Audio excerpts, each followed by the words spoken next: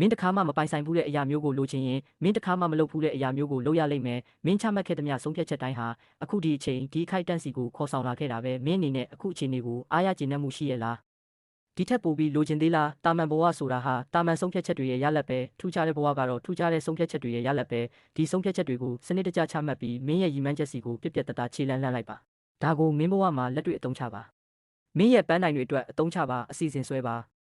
ပြီးရင်အကောင့်ထဲပေါ်ပါမင်းလိုချင်နေတဲ့အရာတွေကစောင့်ကြိုနေပါလိမ့်မယ်ကဲအောင်မြင်တဲ့သူတွေရဲ့အတိုင်းဝိုင်းထဲမှာအတူတူရှိနေဖို့ကျွန်တော်အခါလေးကို follow လုပ်ဖို့မမေ့နဲ့အောင်နော်မင်းတခါမှမပိုင်ဆိုင်ဘူးတဲ့အရာမျိုးကိုလိုချင်ရင်မင်းတခါမှမလုပ်ဘူးတဲ့အရာမျိုးကိုလုပ်ရလိမ့်မယ်မင်းချမှတ်ခဲ့သမျှဆုံးဖြတ်ချက်တိုင်းဟာအခုဒီအချိန်ဒီခိုက်တန့်စီကိုခေါ်ဆောင်လာခဲ့တာပဲမင်းအနေနဲ့အခုအခြေအနေကိုအားရကျေနပ်မှုရှိရဲ့လား